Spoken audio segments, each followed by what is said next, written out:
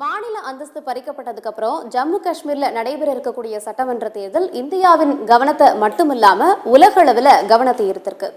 ஜம்மு காஷ்மீர் சட்டமன்ற தேர்தல் மிகவும் எதிர்பார்க்கப்பட்ட ஒரு தேர்தல்னு சொல்லலாம். 2019 சிறப்பு அந்தஸ்து ரத்துக்கு அப்புறம் பல்வேறு கட்சிகளும் சட்டமன்ற தேர்தல் நடத்தணும் அப்படின்னு வலியுறுத்திய போதும் கூட மத்திய பாஜக அரசு அதை காதலே வாங்கிக்கல அப்படின்னு தான் சொல்லணும். இந்த சூழல்ல தான் 2024 செப்டம்பர் மாதத்துக்குள்ள ஜம்மு காஷ்மீர் சட்டமன்ற தேர்தலை நடத்தியே ஆகணும் அப்படிங்கிற உத்தரவை உச்சநீதிமன்றம் பிறப்பிக்கிறாங்க. இதுக்கப்புறம் வேறு வழியே இல்லாம மத்திய அரசு தேர்தலை நோக்கி நகர்றாங்க. அதற்கு முன்னதான் நம்ம பார்த்துடலாம், ஜம்மு காஷ்மீரை பொறுத்தளவுல 90 சட்டமன்ற தொகுதிகள் இருக்குது. 43 தொகுதிகள் ஜம்முல இருக்குது. காஷ்மீர்ல 47 சட்டமன்ற தொகுதிகள் இருக்குது.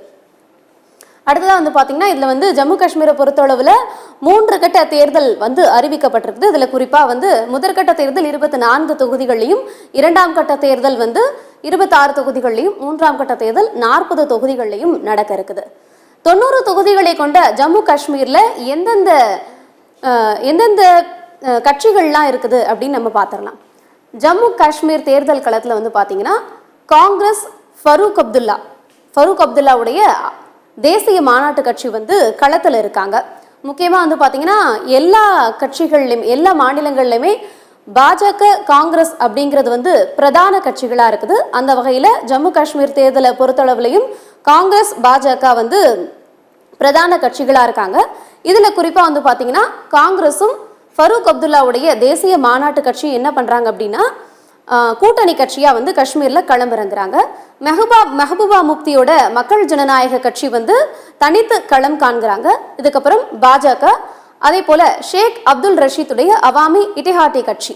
யார் இந்த ஷேக் அப்துல்லா அப்படிங்கிறத பார்க்கறதுக்கு முன்னாடி நம்ம ஜம்மு காஷ்மீரோட சிறப்பு அந்தஸ்து 370 ரத்து அப்படின்னா என்ன அப்படிங்கிறத நம்ம முக்கியமா பார்க்க இருக்கிறோம். இப்போ தீவிரவாத ஊடுருதல், தேசிய பாதுகாப்பு உள்ளிட்ட விஷயங்கள் எல்லாம் சொல்லி தான் 2019ஆம் ஆண்டு ஜம்மு காஷ்மீருக்கான சிறப்பு அந்தஸ்தை ரத்து செய்யறாங்க பாஜக அரசு. இதுக்கப்புறம் மாநில அந்தஸ்துல இருந்து ஜம்மு காஷ்மீர் யூனியன் பிரதேசங்களா பிரிக்கப்படுது. சட்டமன்றம் இல்லாத தனி யூனியன் பிரதேசமாக லடாக் பிரிக்கப்படுது. இதுக்கு பல்வேறு தலைவர்களுடையும் தங்களுடைய எதிர்ப்புகளையும் தெரிவிக்கிறாங்க. காஷ்மீருடைய சிறப்பு அந்தஸ்தான 370 ரத்துக்கு அப்புறம் கிட்டத்தட்ட 10 ஆண்டுகளுக்கு அப்புறம் ஜம்மு காஷ்மீரோட யூனியன் பிரதேசத்துல சட்டமன்ற தேர்தல் தொடர்பான அறிவிப்பு வெளியாக இருக்குது. இதனாலதான் இந்த யூனியன் பிரதேசத்தை பொறுத்தளவுல ஒரு மிகுந்த எதிர்பார்ப்பு நிலவிட்டு வருது. அப்போ சிறப்பு அந்தஸ்து 370 என்றால் என்ன அப்படிங்கிற ஒரு கேள்வி எழுது இல்லையா? பாதுகாப்பு, வெளியுறவு, தகவல் தொடர்பு தவிர வேறு விஷயங்கள் குறித்து சட்டம் இயற்றணும் அப்படின்னா மத்திய அரசு மாநில அரசுடைய அனுமதி பெற வேண்டிய ஒரு சூழல் அந்த சிறப்பு அந்தஸ்துக்கு இருக்குது. அதே போல இந்தியாவுடைய வெளிமாநிலத்தை சேர்ந்தவர்கள் ஜம்மு காஷ்மீர்ல நிலமோ சொத்தோ வாங்க முடியாது.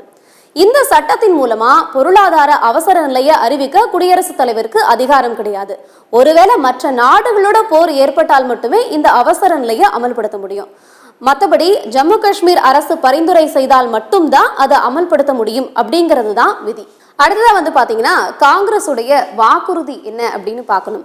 கவனிக்கக்கூடிய விஷயமா மாநில அந்தஸ்து அப்படிங்கிற ஒரு முக்கிய அறிவிப்பு வெளியாகி இருக்குது. மாநில அந்தஸ்து அப்படிங்கிறது அந்த பகுதியில் இருக்கக்கூடிய மக்களுடைய முக்கிய கோரிக்கையா வைக்கப்படுது. ஏன்னா ஒரு மாநில தகுதியில் இருந்த ஒரு இடத்த யூனியன் பிரதேசமா முதன்முறையா அறிவிச்சிருக்காங்க. இதனால மாநில அந்தஸ்து எங்களுடைய இடம் திரும்பவும் பெறணும் அப்படிங்கிறது அந்த பகுதி மக்களுடைய முக்கிய கோரிக்கையா இருக்குது.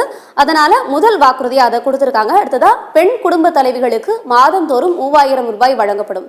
தமிழகத்துல திமுக ஆட்சி பொறுப்பேற்றதுக்கு அந்த குடும்ப தலைவிகளுக்கு உரிமை தொகை கொடுத்தது ஒரு முக்கிய காரணமா இருக்குது. இதை அடுத்து களம் கண்ட எல்லா தேர்தல்களையுமே காங்கிரஸ் அந்த உரிமை தொகை கொடுப்போம் அப்படிங்கிற தேர்தல் வாக்குறுதியை கொடுத்துட்டு வராங்க. அந்த வகையில பாத்தீங்கன்னா ஜம்மு காஷ்மீர் தேர்தலையும் 3000 ரூபாய் கொடுக்கப்படும் அப்படிங்கிற அறிவிப்பு வெளியாகி இருக்கிறது. பெண் தொழில் முனைவோருக்கு 5 லட்சம் வட்டியில்லா கடன் வழங்கப்படும்னு சொல்லப்பட்டிருக்கு. குடும்பத்துக்கு 25 லட்சம் மதிப்புல மருத்துவ காப்பீடு வழங்கப்படும்னு, ஒவ்வொரு குடும்ப உறுப்பினர்களுக்கும் 11 கிலோ அரிசி வழங்கப்படும்னு தெரிவிக்கப்பட்டிருக்குது. காலியாக இருக்கக்கூடிய 1 லட்சம் பணியிடங்கள் நிரப்பப்படும் அப்படிங்கிற அறிவிப்பும் வெளியாகி இருக்குது. அடுத்ததான் பாஜகவுடைய வாக்குறுதி. பாஜகவை பொறுத்தளவுல 2014ஆம் ஆண்டு தேர்தலில் நடைபெற்ற சட்டமன்ற தேர்தலில் மெஹபூபா முப்தியோட மக்கள் ஜனநாயக கட்சியும் இணைந்துதான் களம் கண்டாங்க. தேர்தல் முடிவுல மக்கள் ஜனநாயக கட்சி 28 இடங்களையும் பாஜக 25 தொகுதிகளையும் வெற்றி பெற்றிருந்தாங்க. அதுக்கப்புறம் இரு கட்சிகளுக்கிடையே ஏற்பட்ட குழப்பத்தால விரிசல் ஏற்பட்டுச்சு. குறிப்பா அப்ப வந்து பாத்தீங்கன்னா 87 சட்டமன்ற தொகுதிகள்லாம் ஜம்மு காஷ்மீர் மாநிலத்துல இருந்துச்சு. இதை அடுத்துதான் 2019ஆம் ஆண்டு அந்த சிறப்பு அந்தஸ்தை வந்து பாஜக ரத்து செஞ்சாங்க. இதுல என்ன வாக்குறுதி கொடுத்திருக்காங்கன்னா, ஒவ்வொரு வீட்டிலையும் மூத்த பெண்ணுக்கு ஆண்டுதோறும் 18,000 ரூபாய் வழங்கப்படும் அப்படிங்கிற முக்கிய வாக்குறுதி கொடுக்கப்பட்டிருக்கு. அரசு மருத்துவக் கல்லூரிகள்ல கூடுதலா 1000 இடங்கள் ஒதுக்கப்படும், 5 லட்சம் வேலை வாய்ப்புகள் உருவாக்கப்படும் வாக்குறுதி அளிச்சிருக்காங்க. இது போன்ற கவர்ச்சிகரமான வாக்குறுதிகள் எல்லாம் பாஜக தரப்புல கொடுக்கப்பட்டிருக்குது. அப்போ பாஜகவுடைய வியூகம் என்னவா இருக்கும் அப்படின்னு பார்க்கும்போது, ஜம்மு காஷ்மீர் தேர்தலை பொறுத்தளவுல அதிக கவனம் செலுத்தும் பாஜக காஷ்மீர்ல தன்னுடைய ஒவ்வொரு அடியையும் பார்த்து எடுத்து வைக்க வேண்டிய ஒரு சூழல்ல தான் பாஜகவை பொறுத்தளவு இருக்கு. காஷ்மீர்ல 47 தொகுதிகள் இருந்தாலுமே கூட வெறும் 19 தொகுதிகள்ல மட்டும்தான் வேட்பாளர்களை களமிறக்கியிருக்காங்க. காரணம், காஷ்மீரை பொறுத்த அளவுல பாஜகவுக்கு குறைந்த செல்வாக்கு இருப்பதாக தான் அரசியல் விமர்சகர்கள் தரப்புல சொல்லப்படுது. அதனால உள்ளூர் அளவுல பிரபலமானவங்களை களமிறக்கி அவங்க பின்னாடி இருந்து செயல்படலாம் அப்படின்னு வியூகம் வகுத்திருப்பதா சொல்லப்படுது. இதுவே வந்து நம்ம காங்கிரஸ் மற்றும் தேசிய மாநாட்டு கட்சியோட வியூகம் என்னன்னு பார்க்கும்போது, சிறப்பு அந்தஸ்து ரத்து, மாநில அந்தஸ்து பறிக்கப்பட்டது போன்ற விஷயங்கள் எல்லாம் ஜம்மு காஷ்மீர் மக்கள் மத்தியில இன்னும் ஒரு அதிருப்தியாவே இருக்குது அப்படிங்கிறது தான் அங்க இருக்கக்கூடிய யதார்த்த சூழல். இதை கையில் எடுத்து காங்கிரஸ் தேசிய மாநாட்டு கட்சி பிரச்சாரங்களை மேற்கொண்டுட்டு வராங்க. காஷ்மீர்ல இயல்பு நிலை திரும்பிருச்சு அப்படிங்கிற ஒரு பிம்பத்தை பாஜக அரசு காட்ட முயற்சித்தாலுமே காஷ்மீர் பண்டிட்டுகள் இன்னுமுமே திரும்பி அங்க வராதது, இன்னுமே அங்க இயல்பு நிலை திரும்பல அப்படிங்கிறத நம்மால உணர முடியுது. காஷ்மீர் பள்ளத்தாக்கு பகுதிகளில் மக்கள் இன்னமும் அச்சத்தோடு வாழ்வதாக தான் அங்க இருக்கக்கூடிய மக்கள் தரப்புல சொல்லப்படுது. 370 சட்டப்பிரிவு நீக்கப்பட்டிருக்க கூடாது அப்படிங்கிறது அங்க இருக்கக்கூடிய மனநிலையா இப்ப வரைக்கும் இருக்குதுங்கிறது தான் யதார்த்தமா இருக்குது. இதையெல்லாம் காங்கிரஸ் தேசிய மாநாட்டு கட்சிக்கு சாதகம் அப்படின்னு சொல்லலாம். அடுத்ததா வந்து நம்ம ஏற்கனவே சொன்ன மாதிரி இந்த அவாமி இட்டிஹாடி கட்சி யார் இந்த ஷேக் அப்துல் ரஷீத் அப்படிங்கிற ஒரு கேள்வி எழுது. கடந்த சில நாட்களுக்கு முன்னாடி நாடாளுமன்ற தேர்தல் நடைபெற்றது. இதுல பாராமுல்லா தொகுதியில சிறையில் இருந்தபடியே சுயேட்சை வேட்பாளரான ஷேக் அப்துல் ரஷீத் போட்டியிட்டு வெற்றியும் பெற்றாரு. இந்த தேர்தலில் ரஷீத் யாரையும் எதிர்த்து போட்டியிட்டு வெற்றி பெற்றார் அப்படின்னு பார்க்க வேண்டியது ஒரு முக்கியமான விஷயம். முன்னாள் முதலமைச்சரும் தேசிய மாநாட்டு கட்சியுடைய தலைவருமான உமர் அப்துல்லாவை எதிர்த்து போட்டியிட்டு 2 லட்சத்துக்கும் அதிகமான வாக்குகள் வித்தியாசத்துல வெற்றி பெற்றது இங்க கவனம் பெற்றிருக்குது. அப்போ யார் இந்த ஷேக் ரஷீத் அப்படிங்கிற ஒரு கேள்வி எழுந்திருக்குது. சிறையிலிருந்தே வெற்றி பெறக்கூடிய அளவுக்கு இவருக்கு மக்கள் செல்வாக்கு இருக்குதா அப்படிங்கிற ஒரு கேள்வியும் சேர்ந்தே எழுது. ஷேக் அப்துல் ரஷீத் வந்து ஒரு இன்ஜினியர், அவாமி இத்திஹாத் கட்சியோட தலைவர். 2008-2014 இந்த காலகட்டத்தில் லங்கேட் சட்டமன்ற தொகுதியில போட்டிட்டு வெற்றி பெற்றவரா இருக்கிறாரு. 2019 நாடாளுமன்ற தேர்தலில் தோல்வி அடைஞ்சிருக்கிறாரு. இதுக்கப்புறம் 2019ஆம் ஆண்டுல பயங்கரவாத நிதி நடவடிக்கைகள் தொடர்பான குற்றச்சாட்டுல NIA அப்படின்னு சொல்லக்கூடிய தேசிய புலனாய்வு முகமையால ரஷீத் கைது செய்யப்பட்டாரு.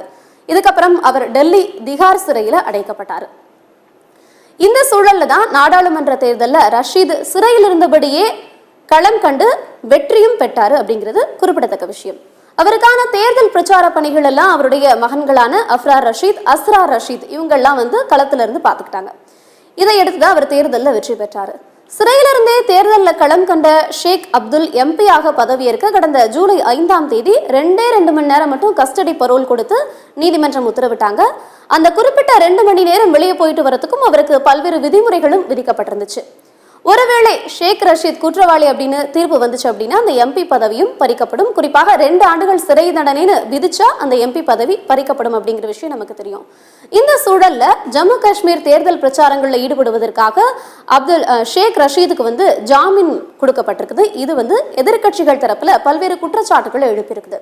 எதிர்கட்சிகளுடைய வாக்குகளை பிரிக்கிறதுக்காக ஷேக் ரஷீத் ஜாமீன்ல விடுவிக்கப்பட்டிருப்பதாகவும் அவர் பாஜகவுடைய டீம்னும் முன்னாள் முதல்வர்களான தேசிய மாநாட்டு கட்சியோட உமர் அப்துல்லாவும் மக்கள் ஜனநாயக கட்சியோட மெஹபூபா முப்தியும் குற்றம் சாட்டுறாங்க. இதுதான் வந்து ஜம்மு காஷ்மீருடைய தேர்தல் கள நிலவரமா இருக்குது. மிகுந்த எதிர்பார்ப்புகளுக்கு மத்தியில நடைபெற இருக்கக்கூடிய ஜம்மு காஷ்மீர் தேர்தலில் வந்து 4 முனை போட்டி வந்து நிலவிட்டு வருது. இந்த தேர்தல் பாஜகவுக்கு சாதகமா பாதகமா அல்லது மக்களுடைய அதிருப்தியை சரியாக கையாண்டு காங்கிரஸ் கூட்டணி ஆட்சி அமைக்குமா, இல்லனா மெஹபூபா முப்தி மக்கள் ஜனநாயக கட்சி மக்கள் மனதில் இடம்பெறுமா, இல்ல ஷேக் ரஷீதுக்கு இந்த தேர்தல் எந்த அளவுக்கு கை கொடுக்கும் அப்படிங்கிறதெல்லாம் அக்டோபர் 8ஆம் தேதி வாக்கு எண்ணிக்கையின் போது நமக்கு தெரிய வந்துடும். பொறுத்திருந்து பார்க்கலாம் மக்கள் யார் பக்கம்னு.